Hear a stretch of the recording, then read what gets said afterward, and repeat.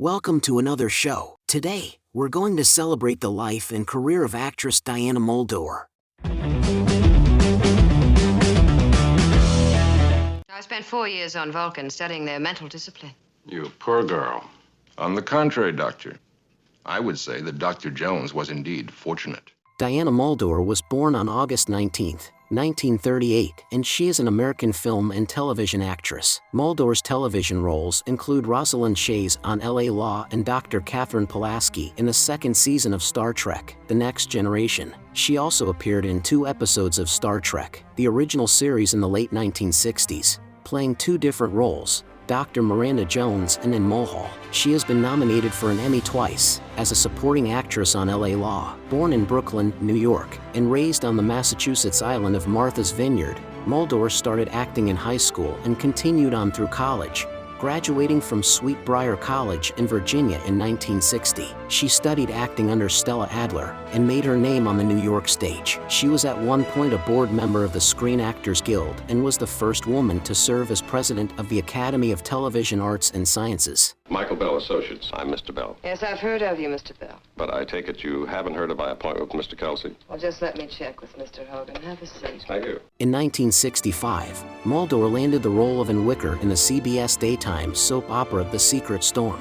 She then did a 5-episode arc as Jeannie Orloff in Dr. Kildare. She appeared in numerous roles on television including Bonanza, I Spy, The Courtship of Eddie's Father, The Invaders, Mannix, Mod Squad, Hawaii Five-0, The FBI, and The Virginian. She had a recurring role as Judge Eleanor Hooper on The Tony Randall Show. It's getting through to me, Marshal, that you don't, as you put it, have a mind. My, champagne seems to have gone flat. Muldaur had a recurring role on the Dennis Weaver series McCloud as Chris Coughlin, McCloud's love interest. Only you and I will know that Dr. Mulhall has not returned to her body.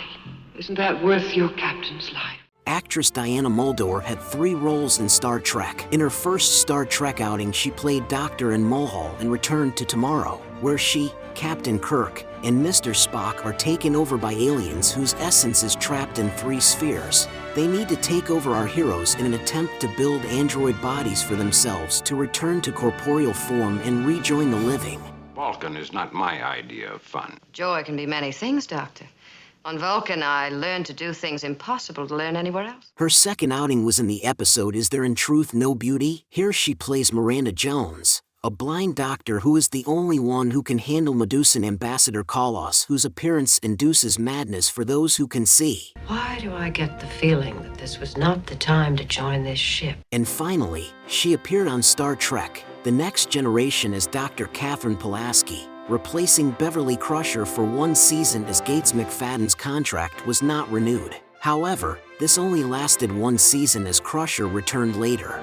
I'll bet you didn't know some of these trivia tidbits about these shows. As a lieutenant commander, and Mulhall has the distinction of being the highest-ranking female Starfleet character shown in the original series. Writer John T. Dugan wrote the original script of Return to Tomorrow after he had read an article about highly sophisticated robots. In his original draft, Sargon and Thalassa continue their existence as spirits without bodies, floating around the universe. However, Gene Roddenberry, who did an uncredited rewrite on the script, changed the ending to the aliens fading out into oblivion.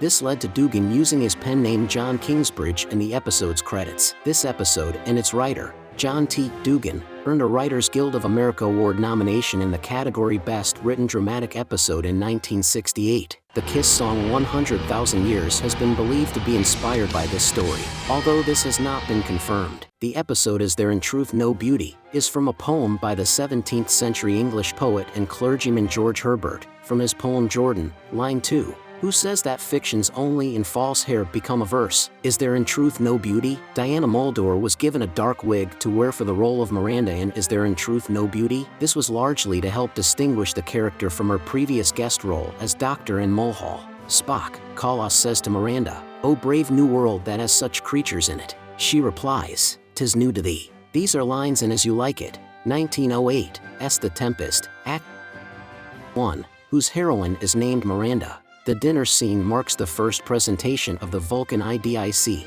Infinite Diversity and Infinite Combinations, symbol. Diana Muldaur said in an interview in People magazine, that the L.A. Law actors were like family to her, but that she didn't have fond memories of the cast of Star Trek: The Next Generation. Muldaur was cast as conservationist Joy Adamson in the television drama Born Free about Elsa the Lioness. Filming for the ambitious project, which co-starred Gary Collins, took place in Kenya, and the NBC series, which debuted in the fall of 1974, lasted 1 season. In our business, you can't trust anyone. Someone must be giving the information to the local poachers. Yes, I'm happy to see you too. Muldaur subsequently earned 2 Emmy nominations for her role as lawyer Rosalind Shays on L.A. Law. Of Ross's creation, by prolific television writer David E. Kelly, Muldaur said, "We didn't think of her as an evil wench at the time. I don't think they knew, and I don't think I knew, what she was going to evolve into. Obviously, they wanted her to stir things up in the office. I don't think they quite understood how she was going to stir things up in America. The hardest part is having to gear up to play her because some of the things she does are so horrifying. I just say, oh, no, they can't ever doing that. If it were a man doing the same thing, no one would blink. In fact, it wouldn't even be good copy. It goes on every day. It's that a woman is doing things a man has done forever and ever." Oh, you didn't know anything? No, I had no idea until I opened the script that I was going down the elevator.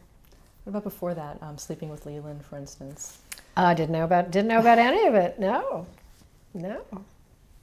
So you just opened the script? You open the script, and there it is. Oh, okay, we do that one. She is the older sister of singer-songwriter Jeff Muldaur, who is the former husband of singer Maria Muldaur. She is also the aunt of singer-songwriter Jenny Muldaur and singer-songwriter Claire Muldaur Mansion. She lived in Los Angeles from 1970 to 1991. Muldaur was married to actor James Vickery, her co-star on The Secret Storm, until his death from cancer in 1979. She then married writer and producer Robert Dozier, son of producer William Dozier, who died of prostate cancer in 2012. Muldaur is a former Airedale Terrier breeder and owner.